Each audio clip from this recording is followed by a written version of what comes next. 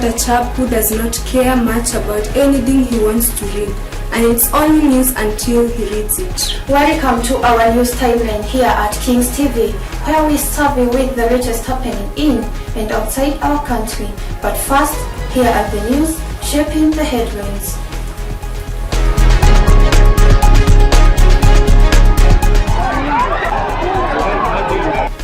The destroying blaze. Business people count losses as fire destroys their property in Kiambu town.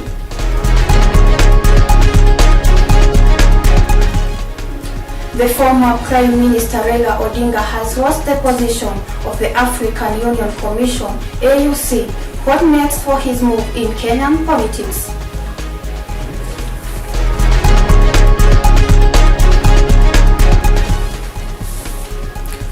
USAID freeze puts Kenya at risk of 60,000 new HIV infections by 2030.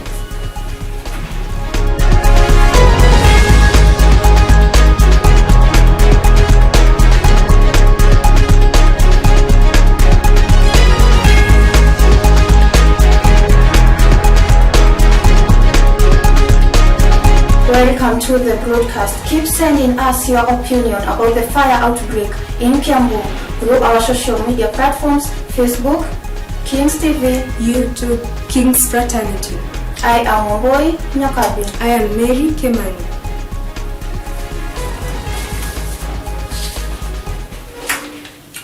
Property estimated to be worth millions of shillings has been destroyed in a fire that broke out in Kiambu town just hours before midnight. As Mbogo Felix reports, the blaze, which erupted building on Sunday 16th, left business owners and residents counting heavy losses.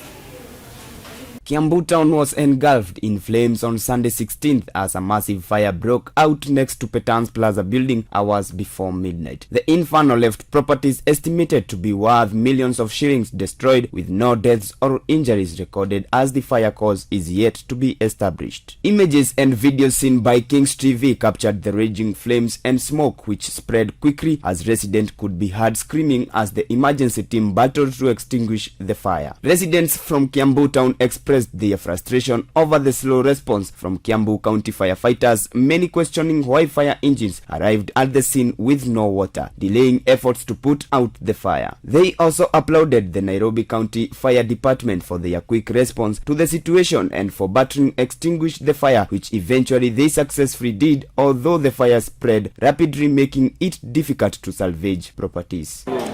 Kwa majina naitwa Rose, mimi ni manager Zaesco. Moto ilianzia tuseme kitu 9:30, ambapo wakati moto ilianzia nilitake initiative nikapigia my boss, na within like 10 minutes gari za moshi ziliweza kuingia hapa, but unfortunately gari zilikuja bila maji. Manake gari ya kwanza ilikuja, wakajaribu kufungulia maji haikuwa inatoka, although walijaribu like tuseme 1 minute maji wakajaribu kuzima moto, lakini maji haikukuwa kwa gari yao. Yes, tumeaffectiwa because the rooftop of the building imeenda yote. Matangi ya building almost like 10 tanks zilichomeka zote, na kuna nyumba iko juu kabisa rooftop ambapo ni bed sitter, pia hiyo iliweza kuchomeka. Hakuna any injuries, hakuna any kifo yenye ilionekana, because watu wenye wanaishi huko juu tuliweza kuwa alert waweze kuteremka immediately. My name is Madam Agnes Kenyanjui, and I'm the owner of the building that got burnt last night. The cause of the fire is not yet established, since it started last night around 9:15 p.m. But the investigations are still going on, and we are hopeful that the cause is going to be established sooner. That is the most unfortunate thing I have experienced, and all of us, including the tenant, have experienced, because we called the firefighters immediately. It was reported by the person who got the building, and we immediately called the firefighters. They did not respond immediately. They came after about half an hour. The most unfortunate thing is that the vehicle that came from Kiambu County government, where we are, this area we are, it came, it had no water at all. So they had now to intervene and ask for more help, and another vehicle from Loiro sub-county came, and it had some water, which was not much, that was used, and within a short time the water got finished. Following a post on his social media platform, Kiambu County Governor Kimani Wamatangi said that the disaster management team was deployed to the scene to respond to the tragedy, adding anger to the frustrated Kiambu residents. The fire incident comes barely a week after a gas explosion ravaged Mwemuto in Kiambu County, burning down 21 houses and 12 shops. This making the second fire in Kiambu County this year. The fire left dozens of residents and business owners counting heavy losses. Millions of properties burned following a fire outbreak in Kiambu town. Citizens condemning the fire brigades for arriving late at the incident. Kings TV, my name is Mbogo Felix. Kenya's veteran opposition leader Raila Odinga is expected to return to national politics with various options to consider ahead of 2027 general election. This comes after he lost his bid for the African Union Commission AUC to Djibouti's Foreign Minister Mahamoud Ali Yusuf in a closely contested vote in Addis Ababa. Here is our news political affairs reporter, Pius Kariuki. Raila Odinga brings in a vast amount of experience into the race, especially in governance, a crucial skill needed for the general administration of the commission. Odinga has previously served as a member of parliament, held different ministerial positions, and ultimately became the prime minister from 2008 to 2013. The highlighted position gives him an upper hand in offering leadership to the commission. Over the years, Odinga has become a prominent figure in Kenyan politics, emerging as a key opposition leader. Despite not holding the presidency, Raila has remained a central figure in Kenyan politics, continuously challenging the ruling government and advocating for democratic reforms. Ready to serve. My heart is ready and my hands are steady, and with your support, I shall get the opportunity to be of service to Africa. Kenya has now appeared to be keen on crafting effective campaign strategy that catapulted Raila to the top AU job. That notwithstanding, President Ruto promoted Raila among his counterparts through series of international trips. Between January and August 2024, Ruto had made trips to over 10 African countries for state visits and other official reasons, with AUC chair being considered among the key areas of discussion. In a move that is perceived to be a way of strengthening ties that cost its previous AUC chair bid, Kenya hosted various East Africa leaders during her candidate's unveiling ceremony. The high-profile ceremony was held on August 27, 2024 at State House, Nairobi. All eyes were on Addis Ababa on Saturday, February 15th, as the African Union Commission AUC chairmanship election took place. Kenyans were particularly interested in the event since one of the country's most celebrated politicians and opposition leader, Raila Odinga, was in contention to become the new AUC chair. In contrary, the results were out but shocking after Raila lost the position, especially in the 7th round, where Djibouti's Foreign Minister Mohamed Ali Yusuf emerged the winner with 33 votes. Today, they have expressed themselves, and as it is now, we did not succeed. They will say that we must strengthen democracy in the African continent, and therefore myself conceding defeat, and I want us to use this as an example of strengthening democracy in our continent. former Prime Minister Raila Odinga has expressed gratitude for the support he received from Kenya's government in his bid to become chairperson of AUC during the just concluded elections. Even after his unsuccessful campaign, Raila asserts he has no regrets and remains ready to serve the nation or continent in other capacities. I therefore want to wish my competitor Ali Yusuf all the best. We want to wish him success in his undertaking, and we also want to thank all those members or countries who voted for me. I also want to thank those who did not vote for me, because in doing so, they were exercising their democratic right. What next for Raila Odinga after losing the AUC bid election? Now, Kenyans are largely waiting to see whether he will join the Kenyan politics, especially this time we are heading to 2027 general election. Peace.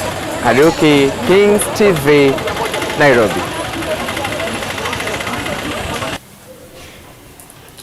President Donald Trump executive order freezing donor support through the United States Agency for International Development USAID leaves Kenya with an annual funding gap of about 30.9 billion shillings in the health sector.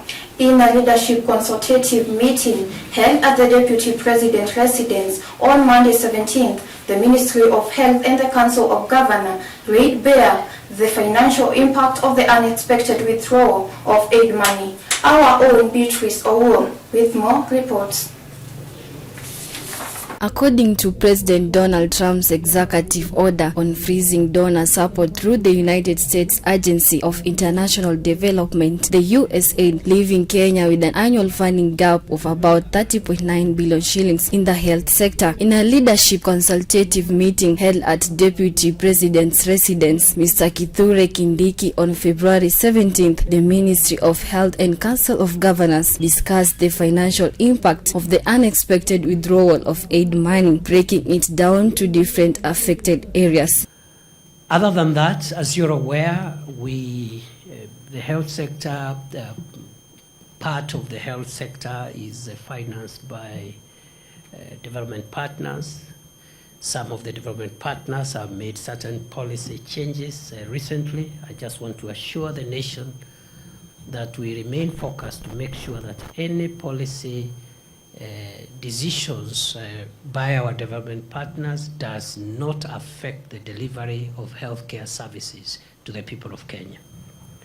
So part of that discussion will be held here this morning, but I want to give that assurance that our objective as government is to make sure that no decision that is made by our development partners affects the quality of healthcare we provide to the people of Kenya. So we are making all necessary contingency decisions and arrangements to ensure there will be no disruption of services to the people of Kenya. Their data shows that health products and technologies for HIV, tuberculosis and malaria will be the most affected. Kenya said to fall into a fund gap of 12.26 billion shillings annually. The Health Cabinet Secretary, Dr. Deborah Mulongo, said this might result to increase of about 60,000 new HIV infections by the year 2030. Due to the high demand on steady supply of drugs, Kenya has set eyes on manufacturing ARVs for both local and global consumption. Director General for Health, Patrick Amoth, says the country is seeking more avenues for funding that will support the venture. Not only on HIV, but also malaria and tuberculosis drugs, with the plans to export to other 23 African states. However, the current status of the projects remains unclear since the ministry officials are unavailable for the comments. Beatrice Owuor, Kings TV. The border industry in Kenya could soon undergo major reforms as the National Assembly prepares to deliberate on the Public Transport Bill 2023. The board's mandates will include registering riders, ensuring they undergo proper training and enforcing safety measures. Our own Pius Kariuki with more.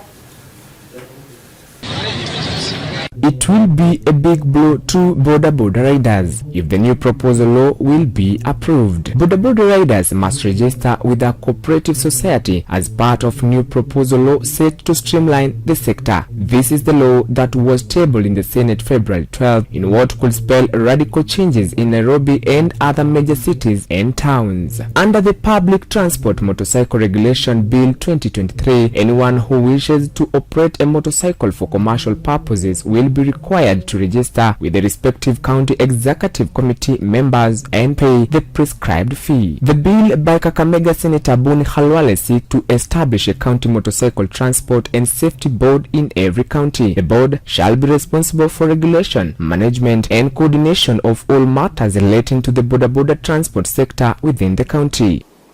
The most important thing is to bring sanity. Boda is chaotic. So we must bring sanity. We are not a country of schizophrenics. We are not a county, a lawless county. It must bring order. We also talk about safety and sanity. We don't want such kind of goons behaviors. But let's be reasonable. How will you determine that this person was at the scene? Unajua bodaboda ni mtu kama mtoto yatima. Bodaboda ukiangalia of late wamekuwa wakigongwa, anaachwa kwa barabara, alafu huyo mtu wa gari anaenda hivyo, inabakia kwamba bodaboda anaenda ajitibu mwenyewe. Another thing ni kwamba unapata bodaboda akigongwa, juu mtu wa gari ako na pesa na mgeusia, inakuwa kwamba yeye ndiye ako na makosa. So ilifika mahali bodaboda wakatafutia umoja wao kwamba ugonga mtu wa bodaboda lazima tukuje tukusikize, tuelewe shida iko wapi. Mumesema tusibebe zaidi ya kilo 50. Mwenye alitengeneza hii pikipiki sio mjinga. Msikue werefu kuliko wale wenye walitengeneza. This is our working place. Mkianza kutuletea sheria, mkue tayari pia kutuambia makwenu tukuje tuchukue pesa jioni, tunaenda kulisha familia zetu. The new proposal law set to streamline the sector include need to pay registration fee with the respective county executive committee members. The county executive committee member shall submit a register of licensed operator every 3 months to NTSA. All motorcycle will be filled with a tracking device which they see where you are. All owners shall register with a cooperative society recognized under the Cooperative Societies Act. Owners shall not permit any person to ride their motorcycle unless they hold a valid driver's license. Every rider must have 2 helmets and 2 reflective jackets of prescribed color. And lastly, rider carrying a load exceeding 50 kgs must not carry an adult passenger at the same time. The bill provides for a distinction between delivery bodabodas and passenger bodabodas. Now, the new bill requires bodaboda riders to install trackers, get insurance and register with NTSA. Pius Kariuki, Pius TV, Nairobi. We'll take our first commercial break. We'll be right back. Stay tuned.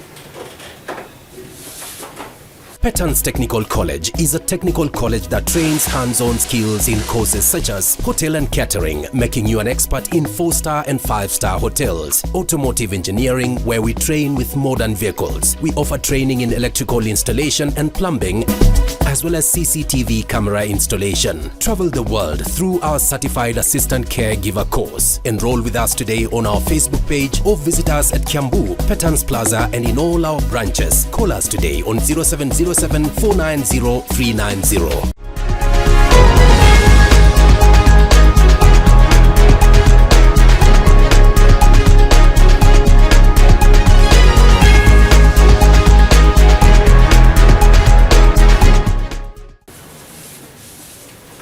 Kiharu Member of Parliament Ndini Nyoro is one of the members targeted to be thrown out of parliamentary committees together with the MPs who did not support Gachagua impeachment. Nyoro, who did not vote to impeach Gachagua, has maintained a low political profile and he has been included among the distractors of government agendas in Parliament. David Jenga has more on this report.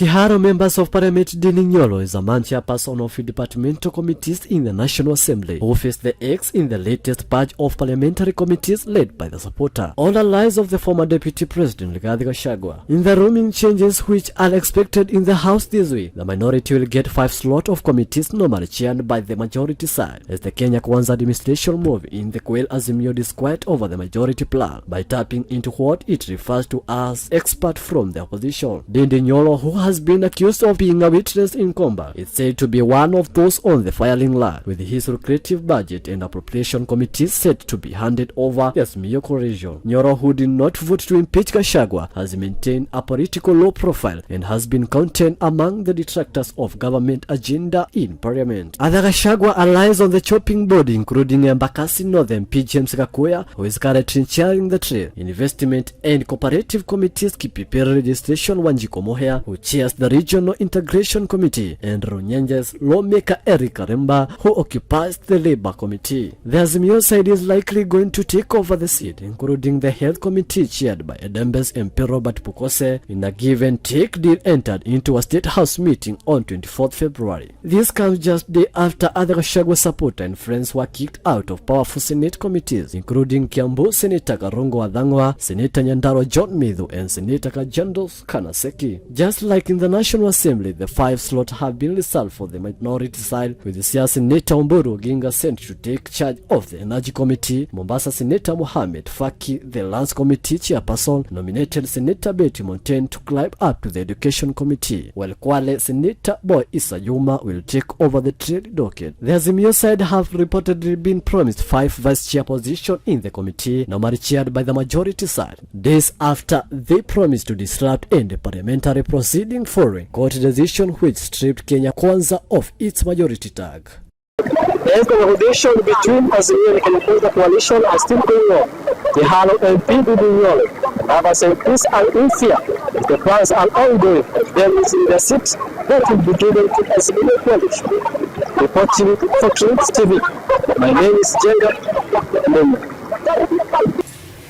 The High Court has certified as urgent an application by former Kiambu Governor Ferdinand Waititu seeking to be released on bail pending the determination of his appeal against a corruption conviction.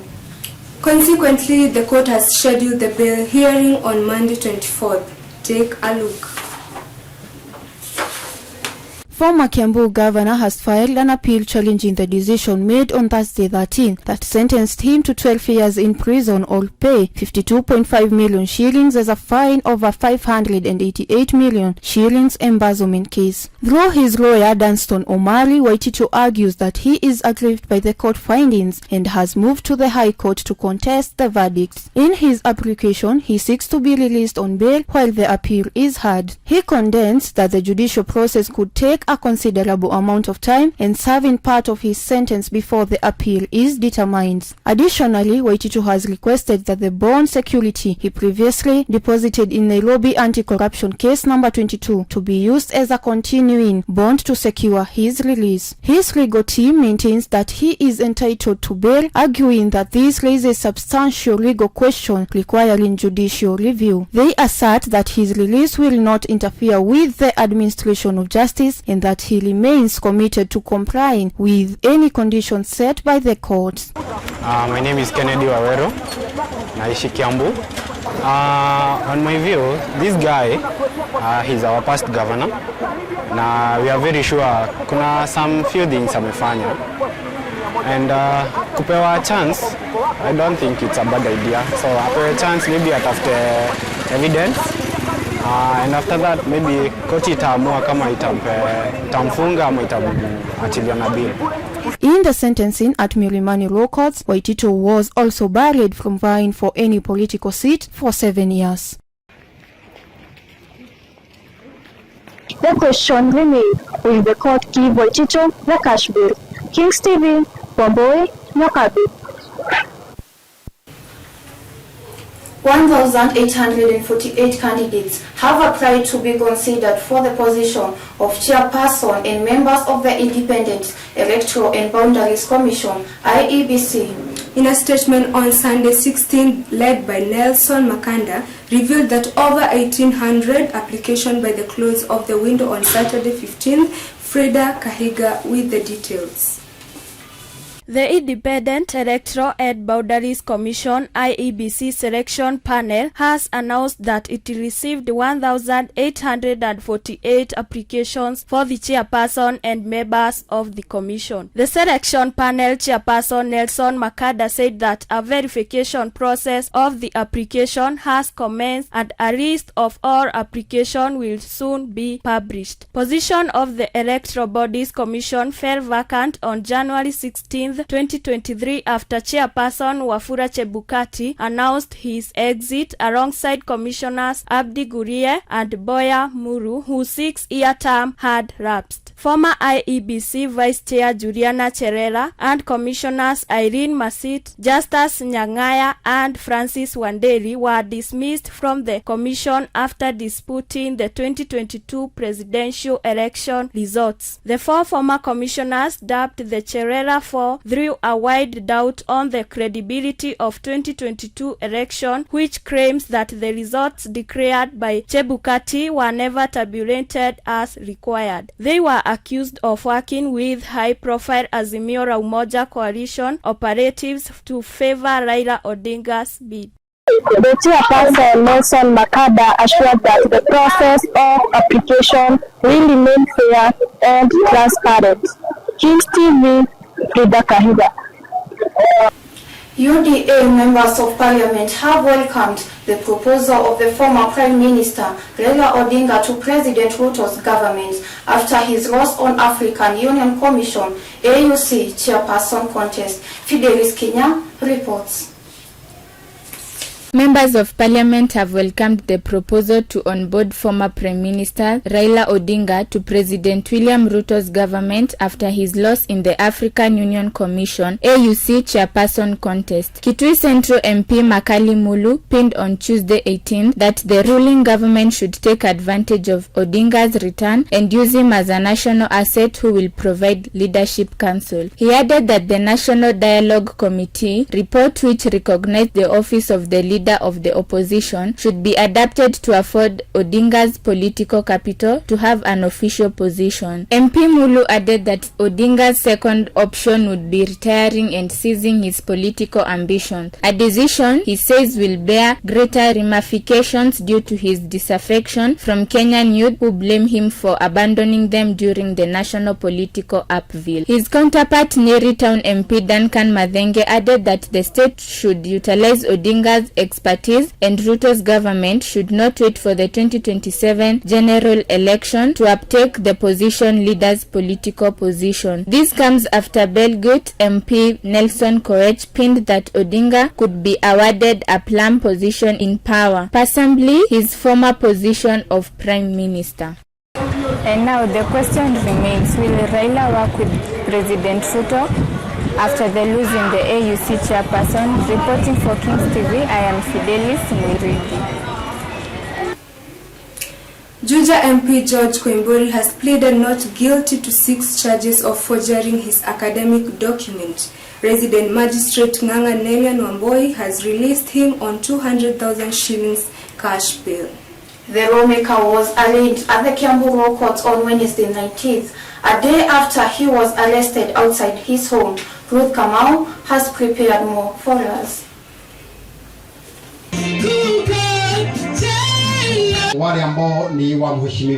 Juja MP George Koimburi has been arrested. According to reports, he was apprehended outside his home on Tuesday 18th morning and transported to the Directorate of Criminal Investigations headquarters for questioning. Koimburi, who had previously claimed that the government spent 13 billion campaigning for Raila Odinga in the African Union Commission elections, was apprehended shortly after leaving his residence on Kenyatta Road died in Juja. Speaking before his arrest, the MP claimed that 2 Subaru vehicles were stationed outside his house and that DCI officers apprehended him before driving him to Kiambu Road. His arrest comes amid rising political tensions following Kenya's failed bid for the AUC chairmanship. Koibori, a vocal critic of the government, questioned the rationale of the alleged campaign spending escalating political debate. Police have yet to release an official statement about the arrest.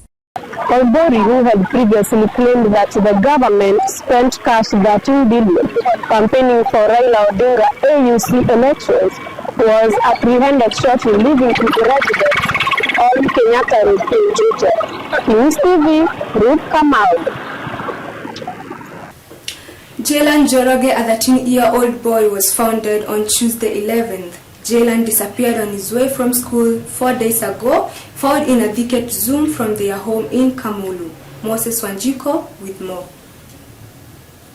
A family in Kamulu is mourning a tragic loss of their son, whose body was discovered 4 days after he went missing. The boy, 13-year-old Jaylan Njoroge, a student at Gondo Primary School, was brutally murdered and abandoned in a thicket just 200 meters from his grandmother's home. According to the report, Jaylan was stabbed multiple times before his body was left near his grandmother's home. Wa kwanza aliniambia kuja hapa kwa Mudhoni maduka tuangalie, nasikia kuna kijana ametupwa hapo, tuangalie kama tunaweza mjua. Mimi nikamwambia sawa. Mimi saa hiyo tu nikasema gai Mungu wangu, huyo ni J, ati ako na uniform, ako na kila kitu. Nikamwambia gai huyo ni J. Robert Jambe, Njoroge's father, appealed for justice following inhuman act on his son and wants to know the suspect and reason behind the murder of his teenage son that left his family scared. According to the residents in Kamulu, the matter was not addressed in appropriate way, raising question about why key evidence such as bag and shoes were left on the crime scene by the detectives. Mtoto alikuwa amelazwa hapo, alikuwa na uniform. Polisi wakatupata. Wakati walikuja, hata polisi mwenyewe alishtuka sana kuona ni mtoto mdogo ameuliwa. Wakakuja, wakamwangalia, ndio sasa wakamfunua nguo. Hapa hivi alikuwa amedugwa kisu ikatokea na hapa. Alafu na hapa hivi. Alafu kwa mikono huku. Alafu kulikuwa na bagi hapo chini, bagi ya mtoto. The matter comes days after a body of 38-year-old man was discovered outside a church in Kamumek village, Baringol County. The family of Jaylan Njoroge has pleaded for justice for their teenage son, asking the government to step in and stop the inhuman killings. Reporting for Kings TV, my name is Moses Wanjiko. Let's have another short break. We will be right back with business news. Petans Technical College is a technical college that trains hands-on skills to ensure you become experts in technical courses such as cosmetology, interior and event decor, fashion and design industry. We ensure you have the latest digital skills in the IT industry. We produce competent journalists and media personnel ready for the job market.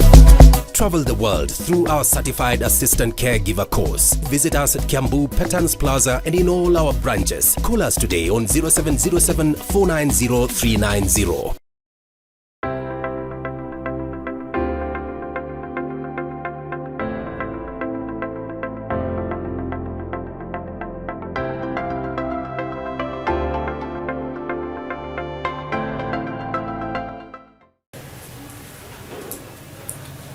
Mira consumers will henceforth purchase the crop at a higher cost after the government, through the Ministry of Agriculture, revised the prices upward.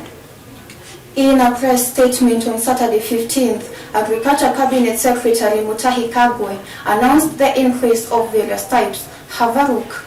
Celebration rocked Meru County after Agriculture and Livestock Development Cabinet Secretary Mutahi Kagwe announced new improved prices for the stimulant crop as to reflect the current market trends. He said that the new prices for various grades of miraa will take effect immediately, adding that the government was keen to improve the fortunes of the farmers. According to a statement issued on Saturday 15th by Cabinet Secretary Mutahi Kagwe, a kilogram of grade 1 miraa will cost 1,300 shillings from 700 shillings. The price of grade 2 miraa will now cost 700 shillings from 350 shillings. A kilogram of alel will cost 1,000 shillings from 500 shillings. The new prices were negotiated during a meeting between the ministry officials, farmers, traders, and miraa pricing formula committee held on Thursday 13th. However, Jagna Amira and Mogoka trader in Kiambu town said that while business people appreciate the price increase, the buyers are not affording to buy them, leading them to lack money to sustain their family. A miraa buyer in Kiambu town has also said that price increase has made them unable to buy the miraa. They went on to urge the government to ease the rules around miraa to make the business flow better and also for buyers to afford them.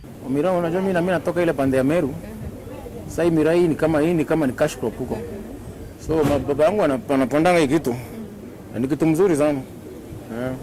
Kama mtumiaji na pia mkulima kidogo bei ya miraa imeshoot sana, so unapata watu watumii sana vile, so mingi inaenda waste, so tunapata waste mingi sana huko sana tunatupa, na pia unajua historia ya kwenda export ya kuexport pia kidogo tarifu zimekuwa juu sana, tax inaitwa ushuru, kasonga na ushuru imekuwa kubwa sana kabisa.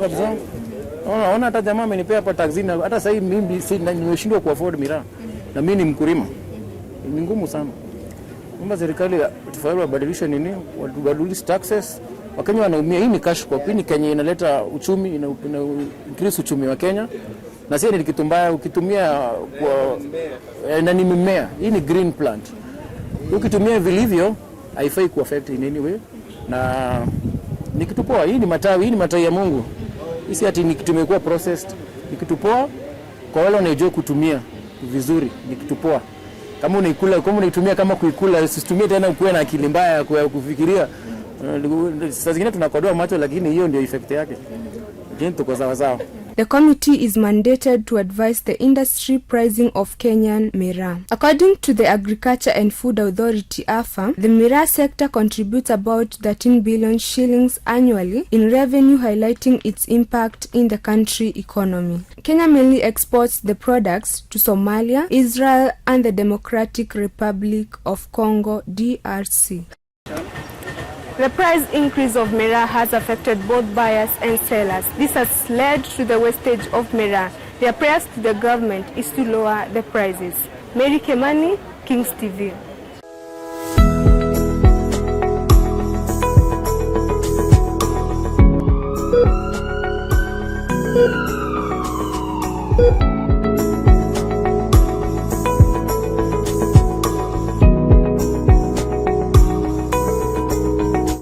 And on the health sector, a month after the government rolled out the Social Health Authority (SHA), several patients across the country claim that accessing healthcare has become a nightmare.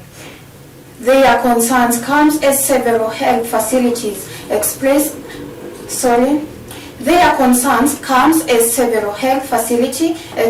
uncertainty about whether the government will reimburse them for services provided to the patients. Our health reporter Cynthia Nyambula with more.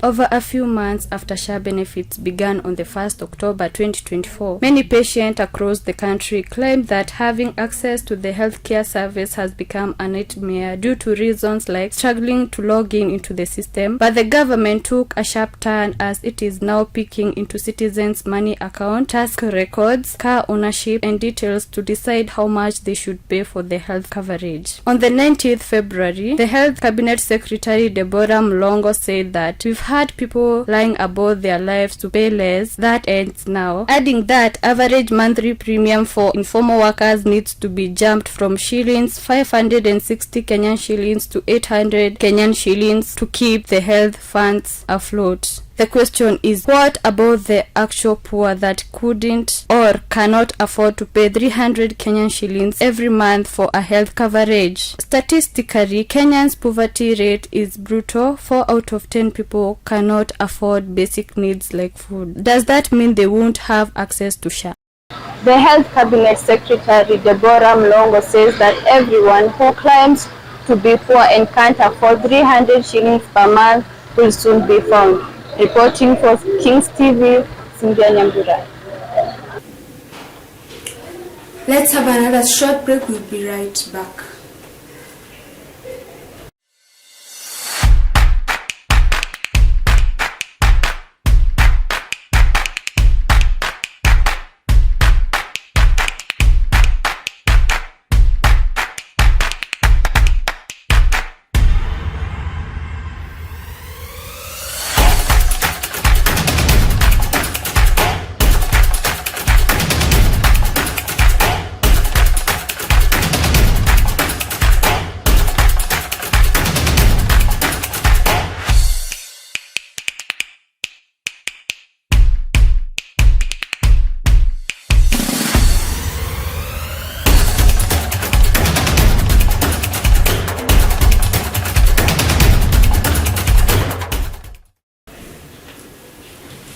Welcome to the world of sports with the sports journalist Alex Wambua.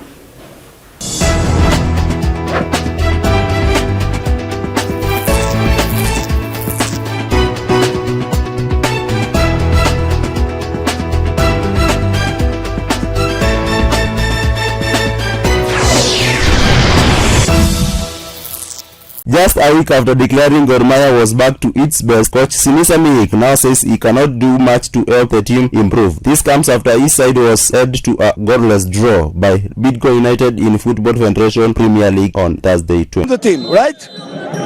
Just working, yes. You cannot be in Gor Mahia like that. Energy not good, we miss some chances, right? After we change the players, because first half, I have to say, yes, Charles Bryson with Kepen not working well, right? It's fact.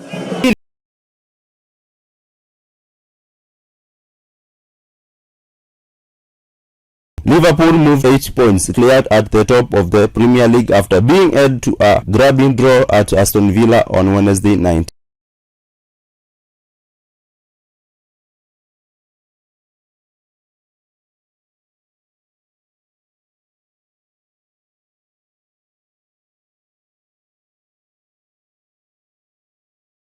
Manchester United manager Ruben Amorim insists there is no running away from club's fight after they suffered a 1-0 loss at Tottenham Hotspur on Sunday, being their 12th defeat in 25 Premier League games this season. We had some chances, and that is the hardest part. And in some games we are there near the box, but we don't create chances today. We create the chances, but we need to score to win games. AZ will face either Manchester United or Tottenham in the last 16 of the Europa League after seeing off Galatasaray in the knockout phase play-off. Reporting Kings TV, Alex Wambua.